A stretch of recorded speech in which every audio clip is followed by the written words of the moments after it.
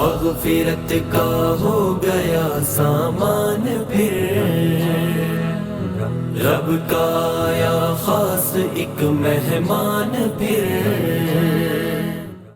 الحمدللہ العزیز الغفار والصلاة والسلام علی سید الابرار، اما بعد، اعوذ باللہ السمیع العلیم من الشیطان الرجیم، بسم اللہ الرحمن الرحیم۔ ناظرین کرام، پیغام ٹی وی کی سحر اسپیشل ٹرانسمیشن کے ساتھ میں ہوں آپ کا میزبان ڈاکٹر مطیع اللہ باجوہ۔ السلام علیکم ورحمۃ اللہ وبرکاتہ۔ جیسا کہ آپ جانتے ہیں کہ ہم سحر ٹرانسمیشن میں آپ کے لیے مختلف عناوین کے ساتھ مختلف ٹاپکس کے ساتھ حاضر ہوتے ہیں، اور آج کا ہمارا عنوان ہے اولاد کے حقوق۔ ناظرین، والدین کے حقوق پر تو بہت بات کی جاتی ہے، اور بہت ساری چیزیں ہم بار بار سنتے ہیں، ہماری مساجد میں بھی بات کی جاتی ہے، ہمارے عام سوشل کلچر میں بھی بات ہو ہی جاتی ہے، لیکن بہت کم تذکرہ ہوتا ہے اور کم ذکر کیا جاتا ہے اولاد کے حقوق کے حوالے سے۔ اور ایسے سوالات اب آج کے بچے اٹھاتے ہیں کہ اگر والدین کو اتنے حقوق ہیں تو اولاد کو کتنے حقوق ہیں، کبھی اس کا بھی تذکرہ کیا جائے۔ بعض اوقات ہم دیکھتے ہیں کہ والدین بھی اس سے بالکل بے خبر ہوتے ہیں، انہیں پتہ ہی نہیں ہوتا کہ ہماری اولاد کو ہم سے کیا کچھ چاہیے، ان کا حق کیا ہے۔ کہیں زندگی کے حق کے تحفظ کی بات، اور کہیں ان کی آزادی ہے، آزادی رائے ہے، اس کا بھی ان کو حق ہونا چاہیے۔ انہیں کس فیلڈ میں جانا ہے یہ کون اختیار کرے گا، کون منتخب کرے گا، کون بتائے گا کہ آپ کی یہ لمٹس ہیں، اور کون جانتا ہے اور کس طرح سے بیٹے بیٹیوں میں جو فرق کیا جاتا ہے اس کو کیسے ہم جو ہے وہ سیکھ سکتے ہیں، کر سکتے ہیں، بات کر سکتے ہیں۔ اس پر ہمارے ذہنوں میں بہت سارے سوالات ہوتے ہیں، خاص طور پہ بیٹیوں کے حوالے سے۔ ایسی چیزیں آج کی اس نشست میں انشاءاللہ ہم اپنے معزز مہمانوں سے پوچھیں گے کہ بیٹیوں کو حق آج بھی مسلمان معاشرے اس طرح سے نہیں دے پا رہے جس طرح سے اسلام ان کے حقوق لے کر آیا۔ ایسے ہی میرے اور آپ کے ذہن کے بہت سارے سوالات اور ان کے جوابات دینے کے لیے ہمارے پاس تشریف فرما ہیں دو معزز مہمان، جناب پروفیسر ڈاکٹر حافظ ظاہر لطیف صاحب۔ آپ استاذ ہیں university of engineering and technology Lahore, اور ماشاءاللہ آپ ایک اسکالر ہیں، بہت ساری جو ایک بہت بڑی یونیورسٹی ہے اس کے اندر پروفیسر ہیں، اور مجھے بھی ایک اعزاز حاصل ہے کہ یہ میرے دوست بھی ہیں اور میرے کلاس فیلو بھی ہیں، یعنی میں ان کا کلاس فیلو ہوں۔ السلام ڈاکٹر صاحب۔ جی وعلیکم السلام۔ کیسے ہیں آپ؟ الحمدللہ، خیریت سے ہیں؟ جی الحمدللہ سے ٹھیک ہے آپ کی، اللہ بہت شکریہ آپ نے وقت عنایت فرمایا۔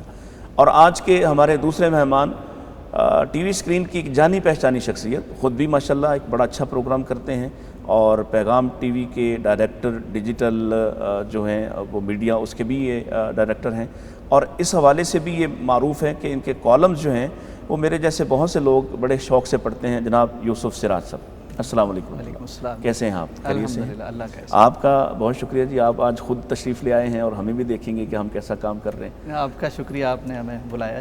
آج کا موضوع جیسا کہ میں نے آپ کے سامنے عرض کیا، اور یہ حقیقت ہے ڈاکٹر صاحب کہ اس پر بات بہت کم کی جاتی ہے، یعنی مسجد میں، مدرسہ میں، عام زندگی میں، گھر میں ہم سب ہی والدین کے حقوق پر بہت زور دیتے ہیں۔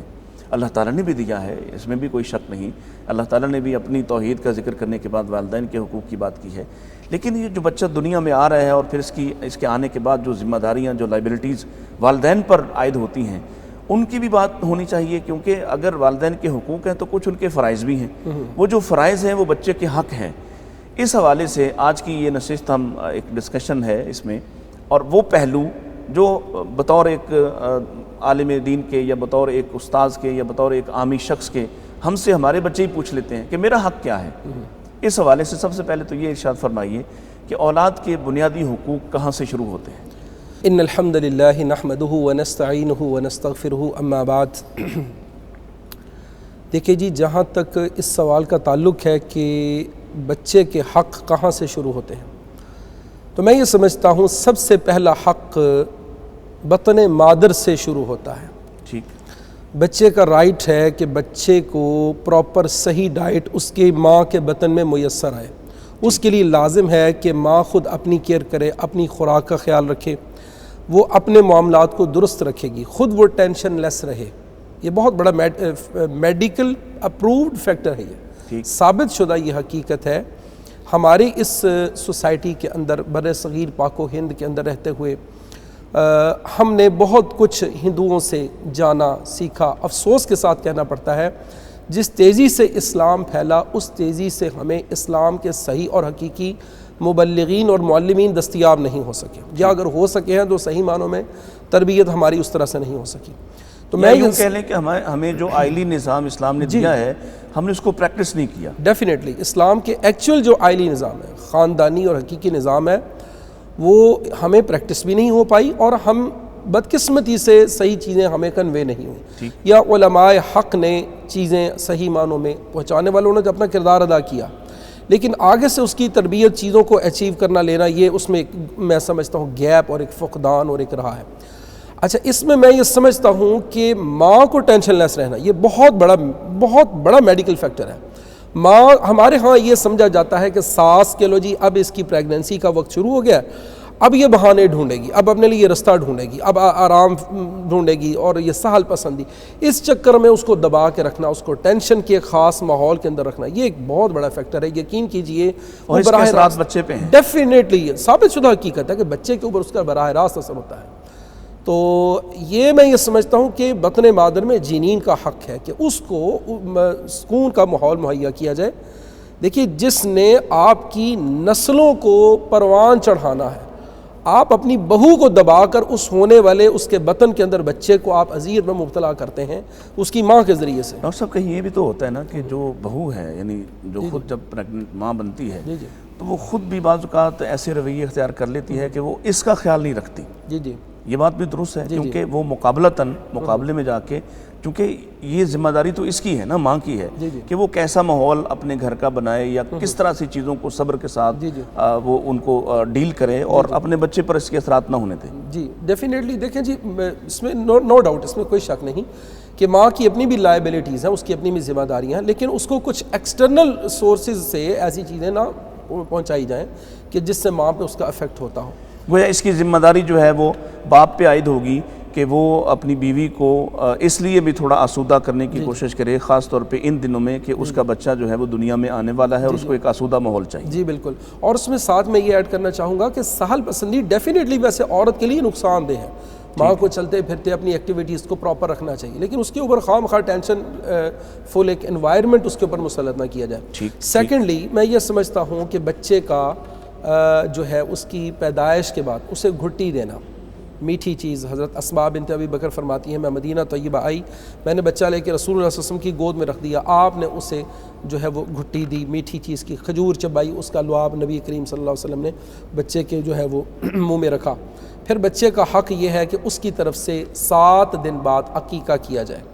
جاہلیت میں دستور تھا کہ عقیقے کا خون جو ہے وہ بچے کے جو ہی بال مونڈے جاتے اس کا خون بچے کے سر پہ لگا دیا جاتا۔ اللہ کے رسول صلی اللہ علیہ وسلم نے فرمایا، اجعلوا مکانہ، اس کی جگہ پر رکھو، تم خوشبو کو وہاں پر رکھو، بچے کا سر مونڈا جائے، اس کا اچھا نام رکھا جائے۔ نام رکھنا یہ والدین کی بہت بڑی اہم ذمہ داری۔ آج کی اس جدت کے ماحول میں جہاں ہر چیز کی افراتفری اپنے انداز میں چل رہی ہے، ہم دیکھتے ہیں والدین ایسے نام رکھتے ہیں جو جسٹ گڈ لک ہونے چاہیے، سننے میں اچھے نظر آئیں، بے معنی ہوں۔ واللہ میں نے ایسے کئی بے معنی نام دیکھے ہیں جن کی اصل معلوم نہیں ہو سکی، یہ جی بولنے میں بڑا اچھا لگتا ہے۔ کچھ لوگ ہوتے ہیں جی یہ قرآن سے ملا ہے، بھئی قرآن میں اللہ نے وہ لفظ کس سینس میں، کس سینیریو میں بولا ہے، لوگ نام رکھ لیتے ہیں۔ برے ناموں کو رسول اللہ صلی اللہ علیہ وسلم نے تبدیل کیا، مثلا ایک بچی کا نام عاصیہ، آپ صلی اللہ علیہ وسلم نے اس کو تبدیل کیا جمیلہ سے۔ عاصیہ کا مطلب نافرمان، تو نافرمان سے مخاطب ہونا بری بات ہے۔ اسی طرح نام سنا گیا اسرم، سواد کے ساتھ، بہت زیادہ کاٹنے والا، فرمایا لا بل انت زرعہ، نہیں بلکہ تمہارا نام زرعہ ہے۔ اسی طرح ایک نام سنا گیا عبد الحجر، آپ نے فرمایا لا بل انت عبداللہ، تمہارا نام عبداللہ ہے۔ تو برے نام سے اوائڈ کرنا، اچھا نام رکھنا، یہ بچے کا حق ہے۔ میں یوسف بھائی آپ سے، چونکہ معاشرے پر ماشاءاللہ آپ کی گرفت اور جس طرح سے اللہ تعالیٰ نے آپ کو یہ صلاحیت عطا فرمائی ہے کہ چیزوں کو آپ ایکسٹریکٹ کرتے ہیں، معاشرے سے چیزوں کو اخذ کرتے ہیں، اور لکھنے والے کا یہی کمال ہوتا ہے کہ اس کی نظر جو ہے وہ معاشرے پر بڑی خاص ہوتی ہے۔ یہ جو ناموں کی بات ڈاکٹر صاحب کر رہے ہیں، آپ دیکھتے ہیں کہ ہم پچھلے کچھ 20 سال کے اندر ایسی کسی وادی میں داخل ہو چکے ہیں کہ اب ہمیں اس بات کی کوئی پرواہ نہیں کہ اس نام کا ہمارے بچے کی آنے والی زندگی پہ کیا اثر پڑے گا، یہ نام اسلامی بھی ہے یا نہیں، یہ مسلمان بھی لگنا چاہیے کہ نہیں، اس میں ایک فیشن کا ماحول ہونا چاہیے۔ اس کو آپ کیسے دیکھتے ہیں؟ مطیع اللہ باجوہ صاحب، بالکل اصل بات وہی ہے ڈاکٹر صاحب جس کی طرف اشارہ فرما رہے تھے۔ سیدنا عمر فاروق رضی اللہ تعالیٰ عنہ بڑے مطلب جری صحابی تھے، وہ برملا اور بے باکانہ طریقے سے کہا کرتے تھے کہ ہمیں اسلام نے عزت دی ہے، واہ، ہماری عزت اسلام کی وجہ سے ہے۔ صحیح بات۔ اور اس کے علاوہ ہماری کوئی عزت نہیں ہے۔ تو ہمیں بھی یہ سمجھنا ہے کہ ہماری عزت بھی اسلام کی وجہ سے، اور جب ہم اسلام کو جانیں گے تو پھر ہمیں اندازہ ہوگا کہ وہ سارے بچے کے حقوق کیا ہیں، نام رکھنے کے آداب کیا ہیں، فیشن کے پیچھے چلنے کے نقصان کیا ہیں۔ ہم بات کر رہے تھے کہ بچے کے حقوق کیا ہیں اور کہاں سے شروع ہو رہے ہیں۔ ظاہر ہے بہت اہم، آپ نے جیسے اپنے انٹرو میں بیان فرمایا کہ یہ موضوع ہے۔ میں سمجھتا ہوں کہ جتنا سینسٹیو اسلام بچوں کے حقوق کے معاملے میں ہے، اگرچہ بظاہر ہمیں لگتا ہے کہ والدین کے حقوق بہت بیان ہوئے ہیں، لیکن غور کریں تو ان کے حقوق بھی کم نہیں ہیں۔ اب دیکھیے بچے کے حقوق شروع کہاں سے ہوتے ہیں؟ میرا خیال ہے کہ بچے کے حقوق تو اس کے دنیا میں آنے سے پہلے شروع ہو جاتے ہیں۔ مطلب جتنا زور پیارے پیغمبر صلی اللہ علیہ وسلم نے والدہ کے انتخاب پر دیا، بچے کی ماں کا انتخاب ہو رہا ہے، آپ اپنے کمپینین کا انتخاب کر سکتے تو اس کے لیے یہ اس کا سب سے پہلا حق ہے کہ آپ نے اچھی ماں ڈھونڈنی۔ اچھا، اگر اولاد کے لیے ماں نہ ہوتی تو پھر کمپینین کوئی بھی ہو سکتا۔ بالکل صحیح، چونکہ ایک نسل کا آغاز ہو رہا ہے۔ بالکل صحیح، اور اس کے لیے پھر وہ سارے آپ دیکھیے کہ آپ کو نیک خاتون چاہیے۔ اچھا، اگر آپ نے بنیاد کی اینٹ صحیح رکھی ہے، والدہ ٹھیک ہے، تو بڑے سارے جھنجھٹ، وہ مسائل سوالات کی صورت میں سامنے آتے ہیں، وہ حل ہو جائیں گے۔ اچھا، اسلام نے پہلا حق یہ دے دیا، پھر اسلام نے دوسرا حق یہ دیا کہ اسلام سے پہلے جیسے ہر صنف ہی مظلوم تھی تو بچے بھی مظلوم تھے۔ صحیح۔ اچھا، ان کو قتل کر دیا جاتا، قتل کر دیا جاتا، مطلب بچیوں کو قتل کر دیا جاتا، بچوں کو بھی کر دیا جاتا۔ جی بچوں کو بھی کرتے تھے، یعنی رزق مفلسی کے ڈر سے۔ تو اسلام نے کیا کیا جی؟ انہیں حق حیات دیا۔ صحیح۔ اسلام نے انہیں حق پرورش دیا۔ صحیح۔ اسلام نے انہیں حق تعلیم دیا۔ اسلام نے انہیں حق نکاح دیا۔ حق رضاعت کی بھی بات ہونی چاہیے، بالکل۔ اور اسلام نے انہیں حق میراث دیا۔ ٹھیک۔ تو یہ سارے حقوق کا تحفظ آج شاید UN اور اقوام متحدہ وہ سوچ رہے ہیں کہ بچے کے حقوق کیا ہونے چاہیے۔ اب نام کی بھی بات ہوئی اور آپ نے رضاعت کی طرف اشارہ فرمایا۔ اب دیکھیے اسلام نے کیٹاگریکلی اس کو قرآن میں رضاعت کو بیان کیا۔ بالکل، بندہ سوچ سکتا ہے یہ معمولی مسئلہ ہے، حق کی صورت میں حق کی صورت میں کیا، دورانیہ بتایا۔ اچھا، دنیا فیشن میں جیسے ناموں کی وجہ سے اور طرف چلی گئی، اس کی طرف سے فیڈر کی طرف گئی، لیکن آج کی سائنس کیا کہتی ہے کہ سب سے بہتر یہ ہے کہ والدہ اپنا دودھ پلائے۔ مطلب اگر ہم اسلام کو جانیں تو اسلام میں وہ ساری سائنس ہمیں بیان کر دی گئی ہے جو بچے کے فائدے کے لیے ہے، جو ماں کے فائدے کے لیے ہے۔ تو بالکل ناموں کے حوالے سے بھی ظاہر ہے نبی صلی اللہ علیہ وسلم کی بڑی خوبصورت تعلیمات ہیں، اور یہ بچے کا حق ہے، یہ والدین کی خواہش نہیں ہے۔ اگر کم علمی، ایک وقت تھا جب لوگ نام رکھنے کے لیے ٹی وی، میڈیا یا اداکار یا اس طرح کی چیزوں کی طرف توجہ نہیں کرتے تھے، آپ جیسے علماء کے پاس آتے تھے کہ کیا نام رکھا جائے۔ اور جیسے ڈاکٹر صاحب نے فرمایا کہ نام میں اس کی خوبصورتی ملحوظ نہیں رکھنی چاہیے بلکہ معنویت کیا ہے، چونکہ پیارے پیغمبر کا ارشاد ہے کہ جو نام رکھا جاتا ہے اس کا اثر بھی ہوتا ہے۔ بالکل صحیح۔ تو نام تبدیل بھی کیے ہیں، یقیناً یعنی فیشن کی طرف نہیں جانا چاہیے۔ بچے کا حق ہے، شخصیت پر اس کے اثرات ہیں، والدین کے ساتھ تعلقات میں نام کا بھی اثر ہوگا، بالکل ٹھیک، تو خیال رکھنا چاہیے۔ ڈاکٹر صاحب ایک بات ابھی ذکر ہوئی، والوالدات یرضعن اولادہن حولین کاملین، اس پر چونکہ بہت سارے لوگ ایسے ہیں جنہوں نے ایک تو منہجی اعتبار سے اس سے ڈیویٹ کیا، انہوں نے کہا کہ اس کی مدت یہ ایسے کم کر دیں، حالانکہ ہم دیکھتے ہیں کہ قرآن تو یہ کہہ رہا ہے کہ اگر دودھ چھڑانا بھی ہے، اگر طلاق بھی ہو جائے اور سپریشن ہو جائے تو دودھ کو، اس کی مدت کو کیسے پورا کرنا ہے، چھڑوانا ہے تو دونوں کی رضامندی ہونا ضروری ہے۔ اس پر کیا کہتے ہیں آپ؟ جی اس میں کوئی شک نہیں، کیونکہ آج اس پہلو کو نا خاص طور پہ بچے کا حق کم سمجھا جاتا ہے اور عورت کی صحت سے جوڑ دیا جاتا ہے۔ جی جی بالکل ڈیفینیٹلی۔ دیکھیے میں یہ سمجھتا ہوں یہ کیسی بات ہے، بچے کی اور ماں کی صحت تو بجائے اس کے ساتھ کنیکٹڈ ہے کہ بچہ دودھ پیے ماں کا۔ بچے کے لیے ماں کے دودھ سے بہتر دنیا میں کوئی چیز اس کا ابھی تک تا حال کوئی متبادل آلٹرنیٹ نہیں بن سکتی۔ صحیح صحیح۔ ڈاکٹر انسسٹ کرتے ہیں کہ ماں اپنا دودھ پلائے، اور مدر فیڈ کے علاوہ اور کوئی بھی چیز نہیں اس کے لیے بہتر نہیں ہے۔ تو بلکہ اس پر تو سختی ہے، اللہ کے رسول صلی اللہ علیہ وسلم کا حکم ملتا ہے کہ آپ صلی اللہ علیہ وسلم کو دکھایا گیا، یہ اغلباً خواب میں تھا یا معراج کے موقع پہ، کیونکہ معراج کئی طرح سے واقع ہوا ہے۔ دکھایا یہ گیا، کچھ عورتیں ہیں جن کے پستانوں کو ڈسا جا رہا ہے، سانپ ڈس رہے ہیں۔ اللہ رسول خدا صلی اللہ علیہ وسلم پوچھا یہ کیا ماجرا ہے، کیا معاملہ ہے؟ فرمایا یہ وہ عورتیں جو اپنی اولاد کا حق رضاعت روک کے رکھتی تھیں۔ اللہ اکبر۔ اس لیے اگر ایک خاتون یہ سمجھے کہ میری بیوٹی جو ہے وہ اس سے مینٹین رہے گی، میری نسوانی حسن میں فرق نہ آنے پائے، واللہ وہ ظلم کر رہی ہے عورت، اپنے اوپر بھی کر رہی ہے، اپنے بچے کا حق تلف کر رہی ہے۔ تو بچے کے اندر جو شعوری بہترین بصیرت سے بھری ہوئی صلاحیتیں جو پروان چڑھیں گی، اس کا براہ راست تعلق مدر فیڈ کے ساتھ ہے، میں یہ سمجھتا ہوں۔ میں ایک وقفہ لے لوں، اس کے بعد آپ دونوں احباب کے سامنے کہ تربیت جہاں سے شروع ہوتی ہے ابتدائی زمانے سے، وہ زمانہ کہاں سے شروع ہو جاتا ہے، اور پھر تربیت کے اندر کون کون سے عوامل ہیں جو رکاوٹ بنتے ہیں اور اس کو کسی اور سمت میں لے جاتے ہیں۔ لیکن ایک وقفہ لیتے ہیں ناظرین، اس کے بعد انشاءاللہ آپ کی خدمت میں حاضر ہوتے ہیں، ہمارے ساتھ رہیے گا۔ مغفرت کا ہو گیا سامان پھر، رب کا آیا خاص ایک مہمان پھر، مغفرت کا ہو گیا سامان پھر، رب کا آیا خاص ایک مہمان پھر۔ ویلکم بیک ناظرین، آپ دیکھ رہے ہیں پیغام ٹی وی کی سحر اسپیشل ٹرانسمیشن، اور ہمارے ساتھ دونوں معزز مہمان موجود ہیں اور گفتگو ہو رہی ہے، بات ہو رہی ہے اولاد کے حقوق کے حوالے سے۔ جناب یوسف صاحب، ماحول، اسلام نے بھی اس کو کہا کہ بڑا ہی اثر انداز ہوتا ہے، بچہ پیدا تو فطرت پر ہوتا ہے، یعنی اسلام پر ہوتا ہے، اس کے ماں باپ اسے یہودی مجوسی نصرانی بنا دیتے ہیں۔ آج کا جو ماحول ہے وہ کہاں سے شروع ہوتا ہے بچے پر اثر انداز ہونا، اور اس کے کیا ایسے منفی یا مثبت اثرات ہم دیکھتے ہیں معاشرے میں؟ ڈاکٹر صاحب، واللہ جوں سائنس ترقی کرتی جا رہی ہے، جوں علم اور انفارمیشن عام ہوتی جا رہی ہے، ہمیں فخر ہوتا جا رہا ہے اور اندازہ ہوتا جا رہا ہے کہ ہمیں اللہ تعالیٰ نے جو دین دیا ہے اس میں کتنی زیادہ خیر ہے۔ الحمدللہ۔ یعنی ایک عامی آدمی ہو، کسان آدمی ہو، تاجر آدمی ہو، اس نے سائنس نہیں پڑھ رکھی، نفسیات نہیں پڑھ رکھی، صرف اسلام پہ عمل کرتا ہے، انشاءاللہ اس کو وہ سارے فائدے حاصل ہو جائیں گے جو پوری دنیا کو جاننے والے کو تمام علوم میسر دیں ہیں۔ گے۔ ٹھیک۔ اب جس طرح ماحول کی بات ہوئی، کب سے شروع ہوتا ہے؟ ماحول تو گھر سے شروع ہوتا ہے۔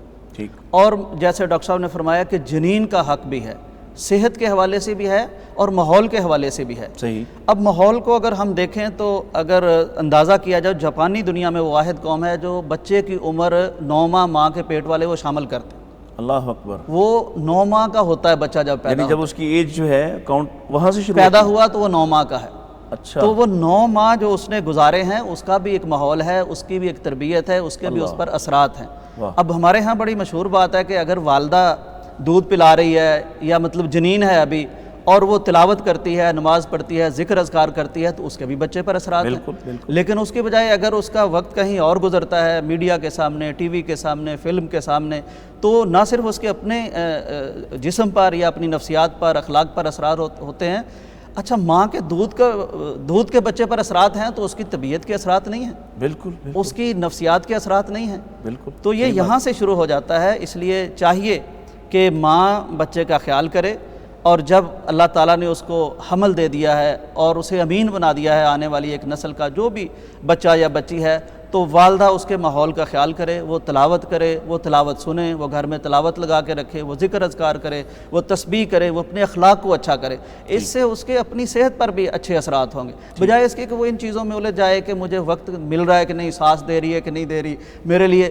وہ اب سمجھے کہ اللہ نے اسے کیا دے دیا ہے، واہ، اللہ نے اسے جو دے دیا ہے وہ اس کی خدمت کرے، اس کے لیے اپنے آپ کو وقف کر دے، جس طرح وہ سیدہ مریم نے وقف کر دیا تھا اولاد کو۔ یہ بھی اولاد آپ ماحول اس کا بہتر کریں، اور یہ یعنی اب ثابت شدہ ہے کہ اس کے اثرات شروع سے شروع ہو جاتے ہیں۔ جی شکریہ۔ اچھا ڈاکٹر صاحب، یہاں ایک بات یوسف بھائی نے کی کہ بچہ ہے یا بچی، یعنی ماں کو تو نہیں پتہ ہوتا، وہ تو اس خوشی میں ہوتی ہے کہ اللہ تعالیٰ نے اس کو اولاد کی نعمت سے نوازا ہے، لیکن فیملی، خاندان، لوگ یہی پوچھ رہے ہوتے ہیں کہ ابھی جیسے آج کل الٹرا ساؤنڈ وغیرہ ہو گیا تو پہلی سوال شروع ہو جاتے ہیں کہ کیا ہے، اور اگر کوئی بتا بیٹھے یا کسی کو تھوڑا بہت آئیڈیا اندازہ ہو جائے کہ بیٹی ہے، تو ایک دم معاشرے کا، گھر والوں کا، خاندان کا رویہ بدل جاتا ہے۔ یہ جو بچہ اور بچی میں فرق کرنا، اور ان کی پھر بعد میں خاندان بھی تربیت کے حوالے سے، اور بعض اوقات والدین بھی بیٹوں اور بیٹیوں کے درمیان فرق کرتے ہیں، اس کے بارے میں آپ کیا کہتے ہیں؟ بالکل، یہ بلا شبہ ہماری سوسائٹی کا اس وقت بہت بڑا المیہ ہے، اولاد کے مابین تفریق کرنا۔ آپ کے اس سوال کا جواب دینے سے پہلے ایک بڑی خوبصورت بات میرے ذہن میں آ رہی تھی، محترم یوسف سراج صاحب کی بات سے ان کنیکٹ۔ انہوں نے بڑی اچھی بات فرمائی کہ دودھ کا انسان کی مطلب ماں کا مزاج اگر اور اس کا اللہ کے ساتھ رابطہ رہے گا تو بچے کی طبیعت پر اس کا بہت اچھا اثر رہے گا۔ مجھے یاد آ رہا تھا کہ محترم علامہ احسان الہی ظہیر شہید رحمہ اللہ غفر اللہ لہ، آمین۔ ان کی والدہ کے متعلق ملتا ہے کہ انہوں نے اپنے بچے کو کبھی بھی بلا وضو دودھ نہیں پلایا تھا۔ اللہ اکبر، یقین کیجیے اتنی حیران کن، اور پھر دیکھیے 7 سال کی مختصر عمر میں بچہ قرآن مجید حفظ کر جاتا۔ اللہ تعالیٰ دیکھیے ماؤں کو بھی ایک اٹیمپٹ کرنا ہوگا، کچھ سٹیپ اٹھانا ہوگا، انہیں کچھ انیشیٹ کرنا ہوگا اگر وہ چاہتی ہیں کہ ہمارے جو ہے وہ خوبصورت ہیرے سونے موتی پیدا ہوں، تو ماؤں کو بہت بڑا ڈیفینیٹلی۔ آپ کے اپنے اصل سوال کی طرف میں آتا ہوں۔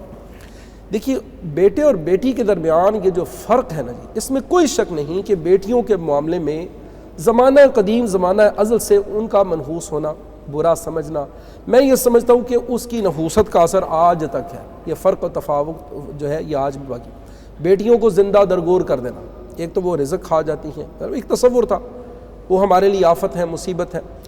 رسول مہربان صلی اللہ علیہ وآلہ وسلم نے فرمایا کہ جو شخص اپنی 3 بیٹیوں کی طرف سے آزمایا گیا، من ابتلیا، ٹھیک، ثلاث البنات، یہ اس طرح کیا کما قال، جیسے بھی آپ نے فرمایا، وضم اصابعہ، آپ نے انگلیاں اپنی جوڑ کے فرمایا کہ جو 3 بیٹیوں کی طرف سے آزمایا گیا ان کی کفالت کی، یؤویہن یکفلہن اطعمہن وسقاہن رزقہن، ان کو کھلایا، ان کو پلایا، ان کی بہترین انداز میں اعتبار میں تربیت کی، کفالت کی، فرمایا میں محمد روز قیامت اس کے ساتھ یوں ہوں گا۔ اللہ کے رسول نے انگلیاں ملا کے فرمائی۔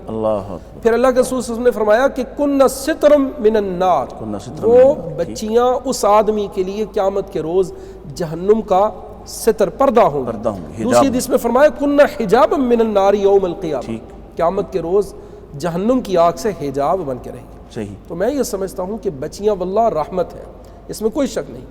اور فرمایا فصابرہن، بچیوں پہ صبر کیا، اس لیے کہ بلا شبہ بچیوں کے معاملات میں ہمیں یہ پینز آتی ہیں، مطلب بچی کو طلاق ہو جاتی ہے، بچی کے معاملے میں کوئی نہ کوئی خدا نخواستہ بات ہو جاتی ہے، اس کے معاملے میں اسے کوئی ریجیکٹ کر رہا ہے، کوئی پسند نہیں کر رہا، تو فصابرہن، اس پہ بہت بڑی بات ہے کہ اس پہ صبر کیا جائے۔ اچھا، ایک بات بڑی اسی سے جڑی ہوئی ہے کہ بیٹیاں ہو گئیں، بیٹا بھی ہے، بیٹے کو تعلیم بھی دلائی، بیٹی کو بھی تعلیم دلائی، لیکن جب شادی کی باری آئی تو ہم نے کہا کہ اب بیٹی کو ہم نے جہیز دے کر اس کو اپنی وراثت سے بھی گویا فارغ کر دیا ہے، جبکہ وہی کام بیٹے پر زیادہ اخراجات ہو رہے تھے، اس کی شادی پر، اس کے ولیمے پر، اس کے دیگر معاملات پر، اور اس کو ظاہرہ گھر میں کوئی حصہ بھی بنا کے دیا۔ ہم بیٹوں اور بیٹیوں میں اتنا فرق کرتے ہیں کہ بیٹیوں کو جہیز دے کر آپ نے اس کو رخصت کر دیا کہ اب یہ وراثت کا حق بھی نہیں لے سکتی، آپ کیا فرماتے ہیں اس پر؟ ڈاکٹر صاحب پہلے تو یہ دیکھیے کہ یہ فرق آیا کیوں، آیا کہاں سے، اور اس کا فائدہ کیا ہے؟ صحیح۔ اچھا، کیا بیٹی یا صنف نازک آپ کہہ لیں یا عورت کہہ لیں، خاتون کہہ لیں، مطلب ایک مرد ہے اور ایک عورت ہے، اس عورت کے بغیر کہیں بھی مرد کا دل لگا ہے؟ مرد رہ سکا اس کے بغیر؟ جنت میں بھی رہ سکا ہے، اللہ اکبر، وہاں بھی سیدنا آدم علیہ السلام اکیلے تو نہیں رہ سکتے۔ بالکل صحیح۔ جب تکمیل ہی آپ کی اس کے بغیر نہیں ہوتی تو فرق کیوں کرتے؟ ٹھیک بات۔ کوئی گھر خاتون کے بغیر چل سکتا ہے؟ خاتون کی محبت کے بغیر کوئی مرد کھڑا ہو سکتا ہے؟ پیارے پیغمبر صلی اللہ علیہ وسلم جب پہلے آئے ہیں غار حرا سے، کس نے سہارا دیا ہے؟ واہ۔ اور کس کے مال سے نبی نے اسلام کے لیے خرچ کیا ہے؟ سبحان۔ مطلب یہ مجھے نہیں معلوم، اور پھر حیرت ہے کہ ایک مرد یہ بات کرے تو کرے۔ اچھا، عورت جو پیدا کرنے والی ہے، پیدا کرنے والا اللہ ہے، لیکن خود بھی اسی سن سے ہے، وہ خود بیٹی کو دیکھ کے کیوں پریشان ہوتی؟ اللہ اکبر۔ مطلب مرد کا تو معاملہ سمجھ میں آتا ہے، چلو اچھا، چلو یہ فطری چیز ہے، بیٹے پسند آتے ہیں، لیکن بہرحال اس کے بغیر بھی گزارا نہیں ہوتا۔ رہی بات اس کی کہ آپ نے اس کو دے دیا اور یہ کر دیا، تو اس کا بھی اسی فکری خرابی کے ساتھ اس کا تعلق ہے۔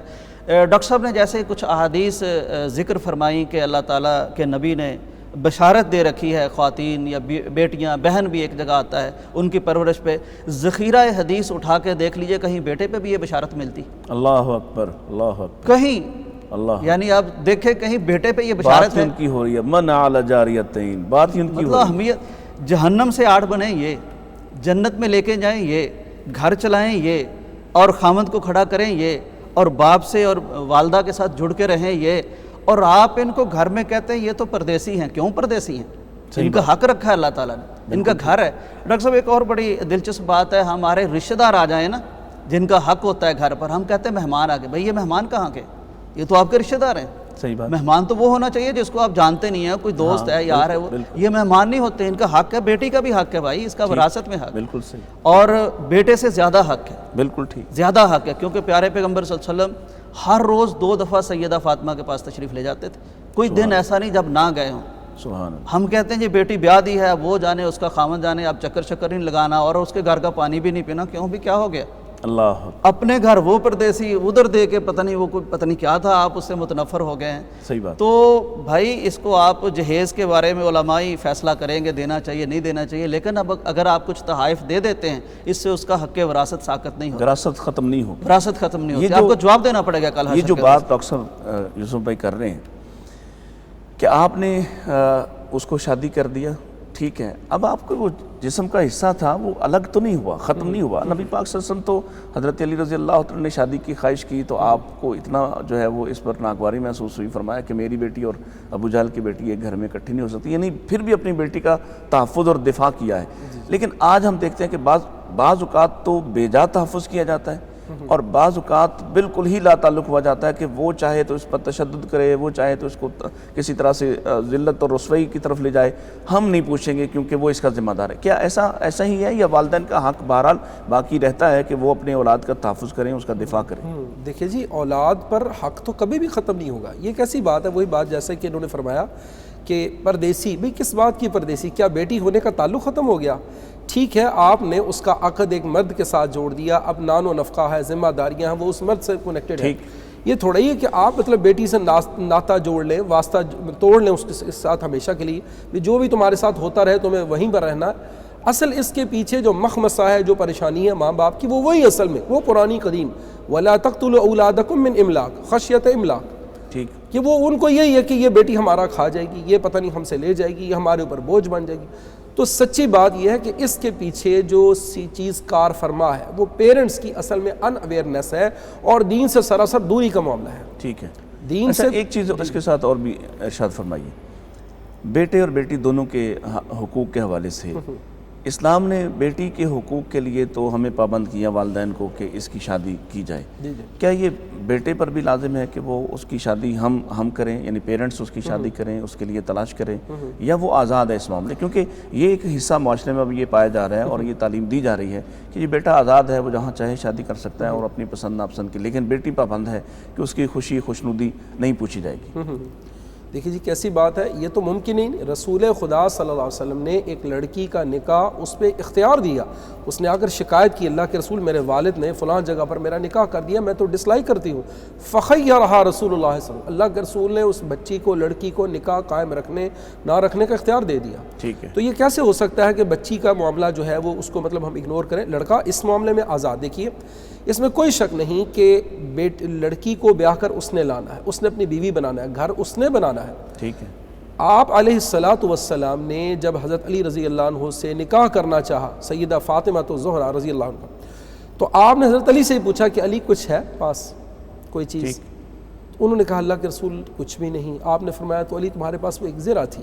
جی ہاں اللہ کے رسول وہ تو ہے. آپ نے فرمایا اس کو سیل آؤٹ کرو اور پھر لاؤ کچھ میرے پاس. حضرت علی نے زرہ بیچی, لا کر جو بھی رقم اللہ کے رسول کے ہاتھ میں دی. اللہ کے رسول صلی اللہ علیہ وسلم نے اس سے کچھ چیزیں خریدیں. اٹ مینس کہ یہاں شو ہو رہا ہے کہ لڑکے کی ذمہ داری ہے, گھر اس نے بنانا ہے, پیرنٹس معاونت کریں گے, ظاہر ہے اولاد کا تعلق حق تو موجود ہے, لیکن اصولی طور پر لڑکے کو ذمہ داری کی ابتدا کر رہے ہیں. نان و نفقہ اس نے کرنا ہے, بیوی کو اس نے مینیج کرنا ہے, تو پیرنٹس کو معاونت تو کرنا ان کا بنتا ہے, لیکن اصل میں ذمہ داری لڑکے کی ہے. عرب کی دنیا میں آج بھی آپ دیکھ لیجئے سب چیزیں لڑکا وہ جٹاتا ہے. اچھا یہاں پر جہیز کے معاملے میں بھی ایک چیز ہمیں نظر آ رہی ہے.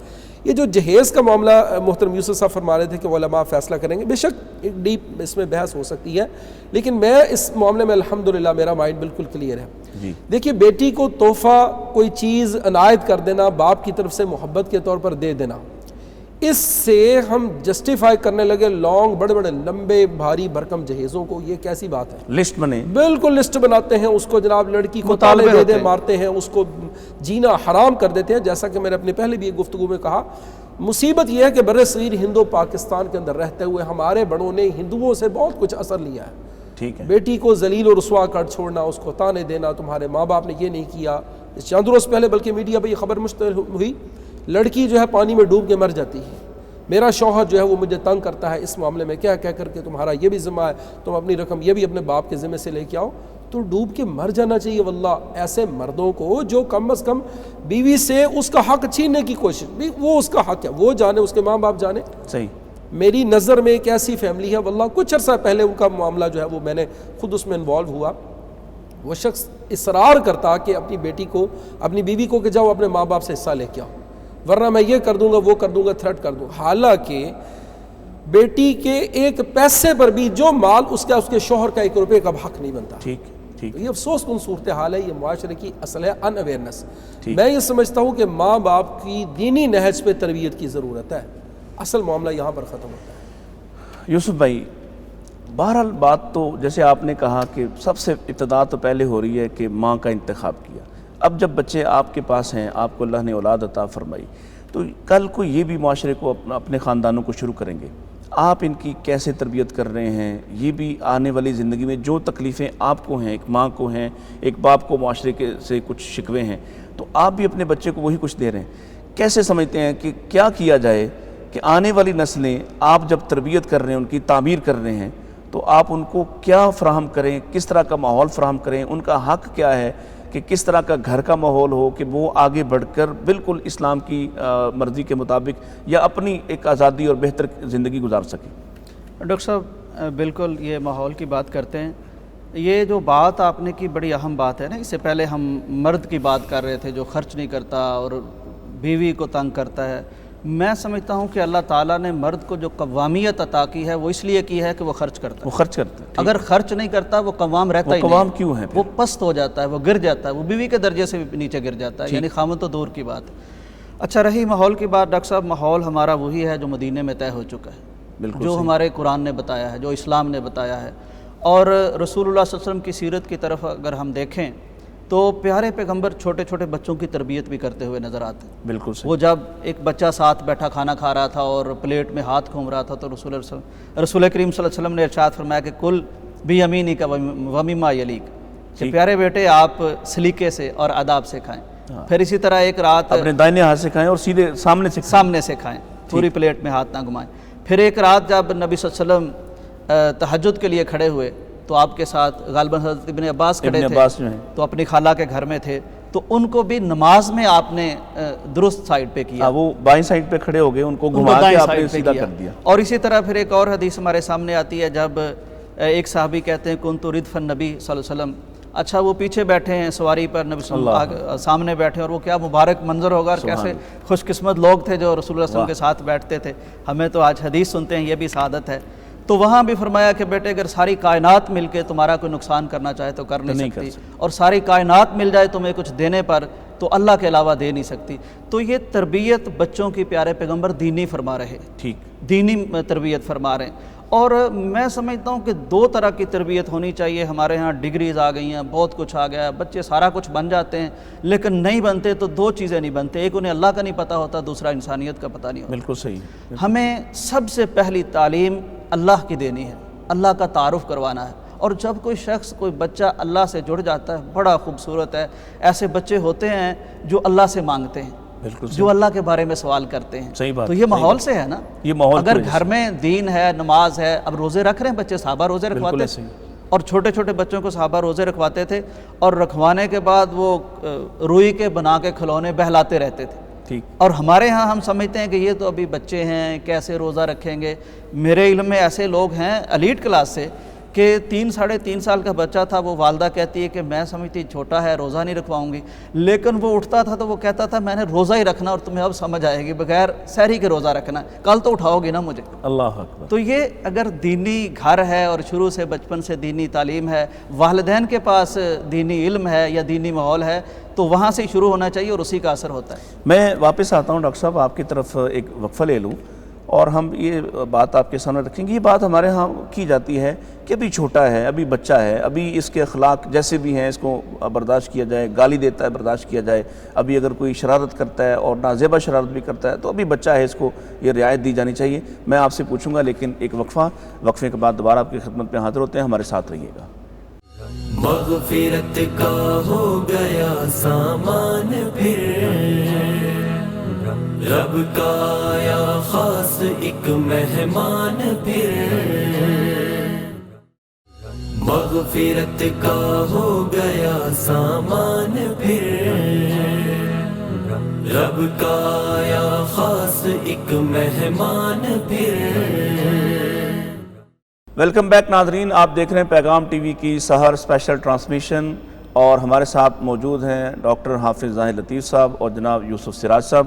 اور بات میں سوال جاتے ہوئے کر کے گیا تھا آپ کے سامنے کہ یہ بات ہمارے ہاں کی جاتی ہے, بلکہ اگر دونوں پہلو کا میں عرض کروں کہ ایک بات تو یہ کی جاتی ہے کہ ابھی بچہ ہے, یعنی اس کی ہر بات سے صرف نظر کرنا اور اس کی جتنی بھی یعنی اس کی قطع برید نہیں کرنا, اس کے اخلاق کو اچھا نہیں کرنا, بلکہ اس کی ہر بات کو یہ رعایت دینا کہ ابھی چھوٹا ہے.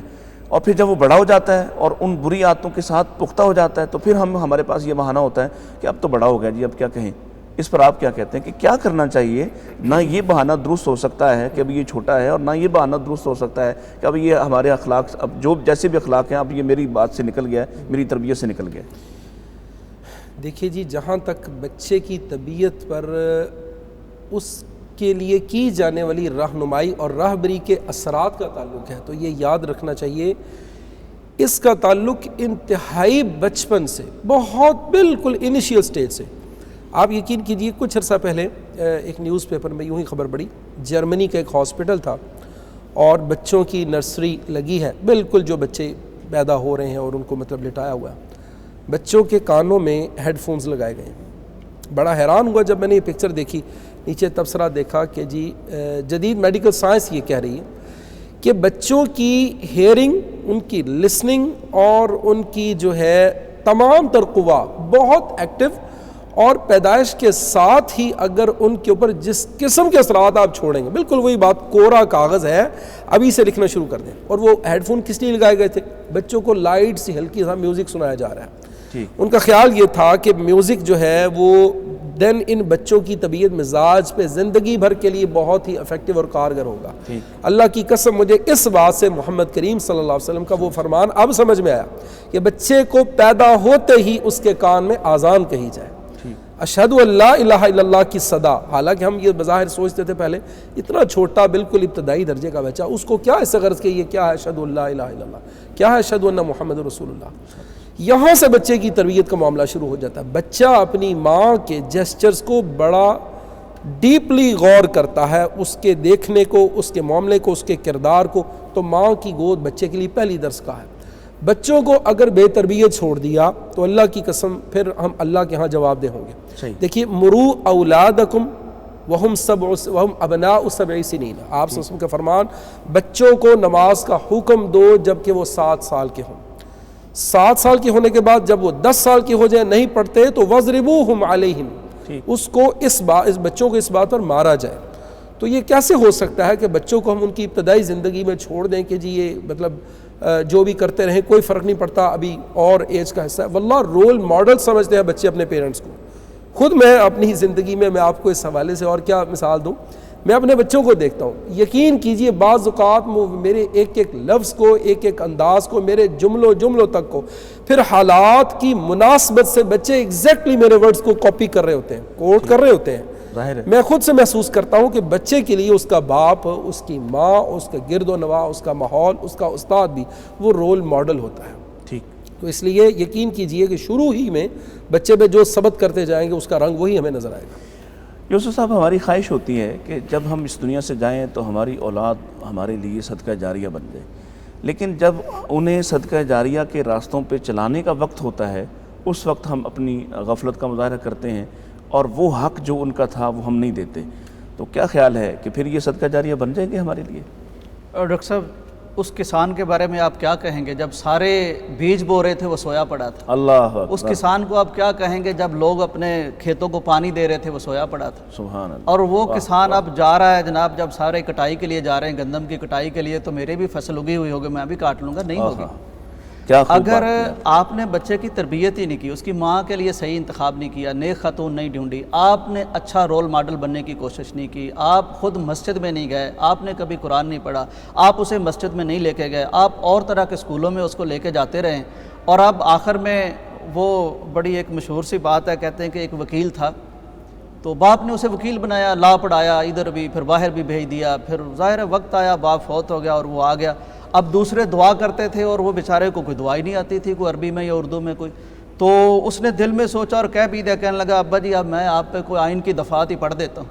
اللہ. مطلب مجھے جو صدقہ جاری ہے، اگر آپ نے بچے کو حفظ کروایا ہے، اللہ. اگر عالم بنایا ہے، اچھا وہ جب دعا کرے گا، میں جنازے کی بات آپ کر رہے ہیں کہ ایک باپ اپنے بیٹے کو دین کا عالم بنا کے گیا ہے، اچھا وہ جب مسلے پہ کھڑا ہو کے اپنے باپ کے لیے دعا کرے گا، جو درد اس کے دل میں ہوگا والد کے لیے، بالکل ٹھیک. مولوی صاحب بھی درد سے ہی کریں گے لیکن وہ درد نہیں ہو سکتا. بالکل ٹھیک. تو صدقہ جاریہ بنانا ہے تو اس کا وقت اب ہے، بلکہ وہ آخر وقت میں تو وہ صدقے کو بھی اللہ تعالیٰ اتنی اہمیت بھی نہیں دیتے کہ وہ مال کا بھی صدقہ کر رہا ہو کہ یا اللہ اب میں صدقہ کرتا ہوں. بھائی اب تو تیرا ہے ہی نہیں، اب تو پیچھے والوں کا ہے، تو اب اولاد بھی اب آخر میں آپ کیسے صدقہ جاریہ بنا سکتے ہیں؟ اللہ. اس کے لیے کوششیں شروع سے کرنی ہوں اللہ. اور درست سائٹ پہ کرنی ہوں. کیا فائدہ ہوتا ہے جب اولاد کو آپ دینی کاموں پہ، دینی تربیت پہ اس کو کھڑا کرتے ہیں، تو جب وہ والدین کے جانے کے بعد ان کے لیے ہاتھ اٹھاتے ہوں اور ان کے لیے دعائیں کرتے ہوں اور ان کے لیے نیک اعمال کرتے ہوں، تو کیا ان والدین کو فائدہ ہوگا جنہوں نے دنیا میں محنت کی تھی اپنی اولاد پر؟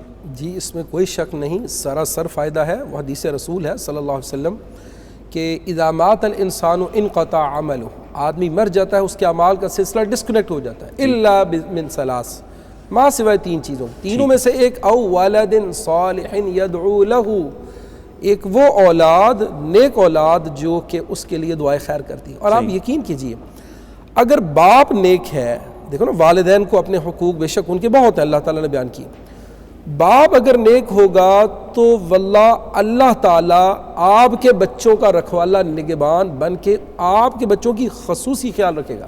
سبحان اللہ. میری مراد ہے اس سے وہ واقعہ جو کہ حضرت خضر علیہ السلام، واہ واہ سبحان اللہ. کیسی زبردست بات ہے اس کے کہ یہ جو دو بچے تھے یتیم، جن کی دیوار کو اللہ تعالیٰ درست کرنے کا، ان کی مال کی حفاظت کرنے کی ذمہ داری دو پیغمبروں کو عطا کر، اللہ.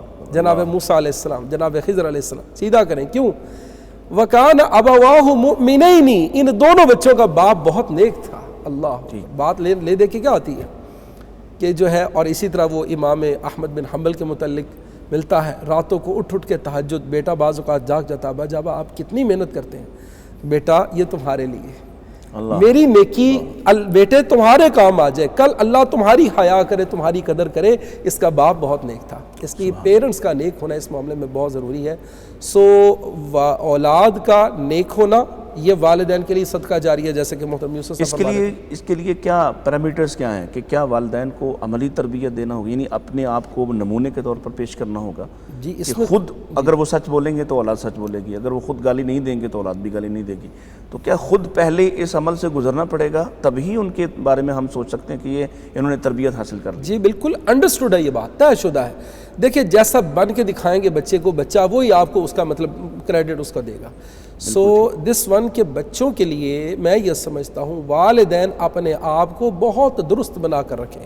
اللہ تعالیٰ ہم سب کو معاف فرمائے، ہم سب غلطیاں کرتے ہیں، خطائیں کرتے ہیں، ہمارے منہ سے ولگیریٹیز اور چیزیں نکلتی ہیں، لیکن یقین کیجئے دیکھا گیا ہے، زندگی بھر میں دیکھا ہے، دائیں بائیں بہت دیکھا ہے سوسائٹی میں، بچے اس کی کاپی ہوتے ہیں، بالکل اسی قسم کا ریئیکٹ کر رہے ہوتے ہیں، ماں باپ کو وہی تحفہ زندگی میں دے رہے ہوتے ہیں، لیکن آخرت تو پھر ہے ہی، آخرت میں تو اس کا کوئی ڈاکٹر صاحب اس سلسلے میں ایک اور گزارش بھی کرنی چاہیے، چونکہ انسان ہیں، خطا کے پتلے ہیں، ہمارے باپ حضرت آدم سے بھی غلطی ہوئی، ہم سے بھی ہوتی جائے گی. اب والدین یہ خوف بھی پیدا نہ کر لیں کہ ہمیں بالکل ٹھیک ہونا پڑے گا تبھی اولاد کو ہم کہیں گے. ٹھیک، کوشش پوری کریں، پوری کوشش، اچھائی کی کوشش کریں، اپنے لیے کریں، اللہ کے لیے کریں، اولاد کے لیے کریں، لیکن ذروع بشریت ان سے غلطی ہوں گی تو وہاں اولاد کو بٹھا کے کہا جا سکتا ہے بیٹا یہ کام غلط ہو گیا ہم سے، آپ نے یہ نہیں کرنا. ہم تعلیم نہیں حاصل کر سکے، آپ ضرور کر لینا. جی بالکل. ہم مسجد نہیں جا سکے، آپ ضرور عالم بن جانا.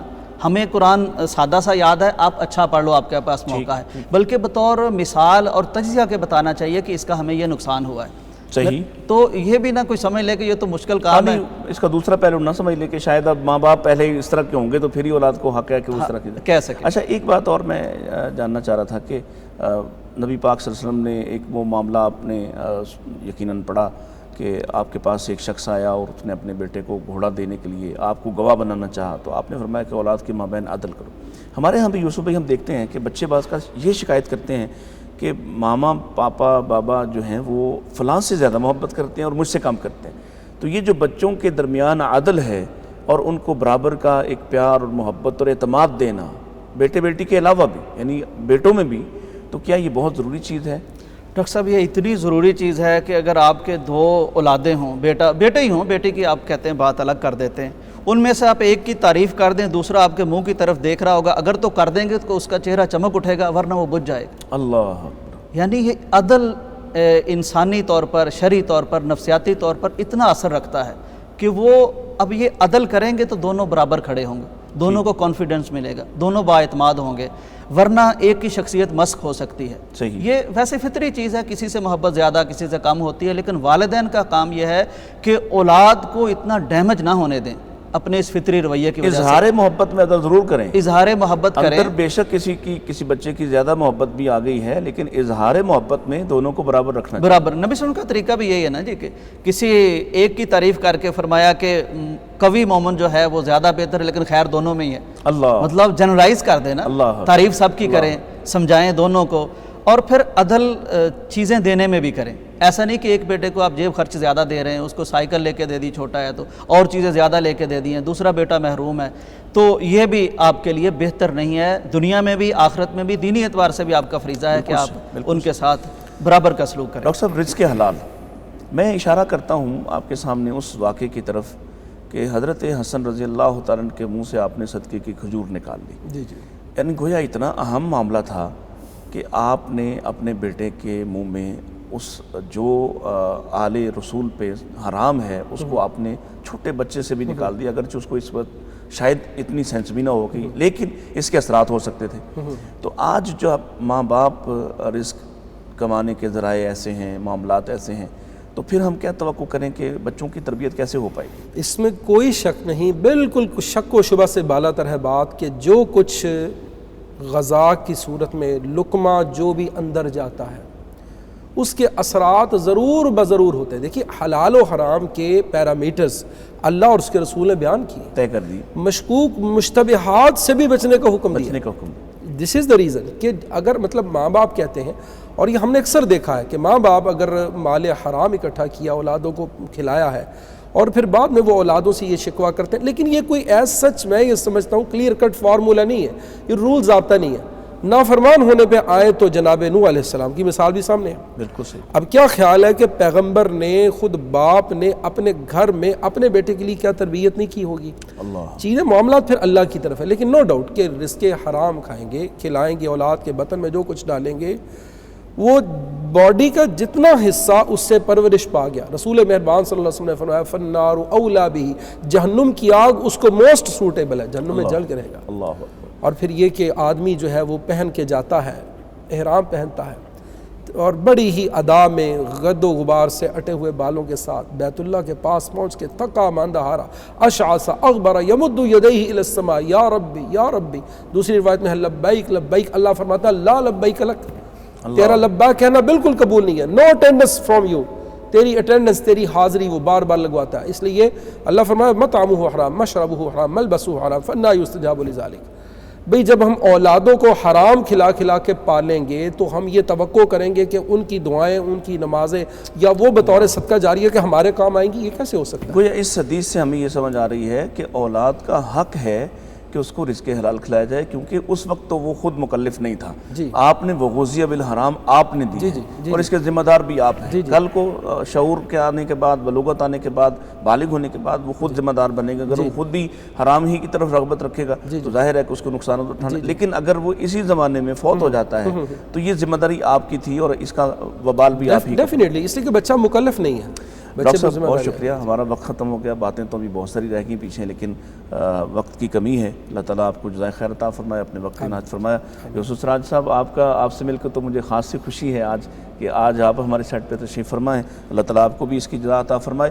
ناظرین، جانے سے پہلے میں صرف ایک اشارہ آپ کے سامنے رکھتا ہوں کہ یہ جو بات میں نے سوال کی صورت میں محترم ڈاکٹر حافظ ظاہر لطیف صاحب کے سامنے رکھی کہ ہم یہ عذر تراش لیتے ہیں کہ ابھی بچہ ہے، ابھی اس کی غلطیوں پر پردہ ڈالنا چاہیے، ابھی اس کو چھوڑ دینا چاہیے، رعایت دینا چاہیے، پھر وہ پختہ ہو جاتا ہے، اور پھر جب بڑا ہوتا ہے تو پھر ہم یہ کہتے ہوئے ڈرتے ہیں کہ اب تو بڑا ہو گیا، اب اس کو کیسی تربیت فراہم کریں۔ میں نے دونوں چیزیں یہاں ذکر کر دیتا ہوں کہ چھوٹے بچے، اس سے چھوٹا کیا ہوگا کہ حضرت حسن رضی اللہ تعالیٰ اپنے ننھے قدموں سے چل کے مسجد نبوی میں آئے اور وہاں صدقے کی کھجوروں کا ڈھیر لگا ہوا ہے اور ایک کھجور انہوں نے اٹھا کے اپنے منہ میں رکھی ہے، تو نبی رحمت صلی اللہ علیہ وسلم جو رحمت کائنات ہیں اور بچوں کے ساتھ آپ کی شفقت تو دیدنی تھی، بڑا مختلف منظر ہوتا، اور صرف اپنے ذاتی بچوں یا اپنے نواسوں اور نواسیوں کے لیے نہیں، بلکہ کوئی بچہ بھی آپ راہ چلتے ہوئے بھی دیکھتے بچے کھیل رہے ہیں تو آپ ان کی کمر میں ہاتھ ڈال لیتے، آپ ان کو بوسہ دیتے، آپ ان سے بات چیت کرتے۔ تو اس اپنے بچے، اور خاص طور پہ حسن رضی اللہ تعالیٰ جو پہلے بیٹے ہیں حضرت فاطمہ کے، ان کے منہ سے کھجور کو نکال لینا، بلکہ اپنی انگلی ڈال کر نکال لینا، یہ کتنا پریشان کن عمل لگتا ہے بظاہر، لیکن اس لیے کہ یہی موقع ہے اس کی تربیت کرنے کا۔ اور پھر انتہائی وقت بعض لوگ جیسے سمجھتے ہیں کہ اب بڑا ہو گیا ہے، کوئی وقت ایسا نہیں ہے جس میں آپ یہ ماں باپ یہ کہہ سکیں کہ اب انہیں تربیت کی ضرورت نہیں ہے۔ ماں باپ کا کام ہی تربیت کرنا ہے، ماں باپ کا کام ہی ان کی پرورش اور پرداخت کرنا ہے، ان کی قطع و برید کرنا ہے جب تک ان کے پاس وقت ہے۔ اللہ تعالیٰ ہمیں یہ توفیق عطا فرمائے اور ہمیں اس ذمہ داری کا احساس کرنے کی بھی توفیق عطا فرمائے کہ اللہ نے ہمیں یہ تحفہ دیا ہے اور اللہ نے اس کے بارے میں بھی ہم سے سوال کرنا ہے کہ اس کو کیا سکھا کے آئے ہو، اور پھر ہمیں اس کا فائدہ یا نقصان بھی ہوگا۔ فائدہ اس صورت میں کہ آپ چلے جائیں گے اور آپ کے لیے یہ اولاد دعا کرے گی اور آپ کا درجہ وہاں بلند ہوگا، اور مومن پوچھے گا اللہ آج کیا ہوا ہے کہ میرا درجہ بلند کر دیا گیا ہے، اور اللہ بتائیں گے، اللہ کی طرف سے پیغام دیا جائے گا آج تمہاری اولاد نے تمہارے لیے استغفار کی ہے، اس لیے آج تمہیں یہ رحمت، یہ شفقت اور یہ درجات کی بلندی مل رہی ہے۔ مجھے امید ہے کہ آج کے پروگرام سے آپ نے اور ہم نے بہت کچھ سیکھا ہوگا۔ جاتے جاتے ہم ڈاکٹر حافظ ظاہر لطیف صاحب سے دعا کی درخواست کرتے ہیں اور اسی پر ٹرانسمیشن کا اختتام کرتے ہیں۔ یا رب لک الحمد کما ینبغی لجلال وجهک وعظیم سلطانک یا بدیع السماوات والارض یا ذی الجلال والاکرام۔ اللهم صل على محمد وعلى آل محمد كما صليت على إبراهيم وعلى آل إبراهيم إنك حميد مجيد، وبارك على محمد وعلى آل محمد كما باركت على إبراهيم وعلى آل إبراهيم إنك حميد مجيد۔ ربنا ظلمنا أنفسنا وإن لم تغفر لنا وترحمنا لنكونن من الخاسرين۔ ربنا اغفر لنا ولإخواننا الذين سبقونا بالإيمان ولا تجعل في قلوبنا غلا للذين آمنوا ربنا إنك رؤوف رحيم۔ اللهم أحسن عاقبتنا في الأمور كلها وأجرنا من خزي الدنيا وعذاب الآخرة۔ اللهم إنا نعوذ برضاك من سخطك وبمعافاتك من عقوبتك، ونعوذ بك منك لا نحصي ثناء عليك أنت كما أثنيت على نفسك۔ وصل اللهم وصل على حبيبنا محمد سيد المرسلين وعلى آله وصحبه أجمعين، آمین یا رب العالمین۔ آ گیا رمضان، آ گیا رمضان، آ گیا رمضان، مغفرت کا ہو گیا سامان پھر، رب کا آیا خاص ایک مہمان پھر، مغفرت کا ہو گیا سامان پھر، رب کا آیا خاص ایک مہمان پھر، مغفرت کا ہو گیا سامان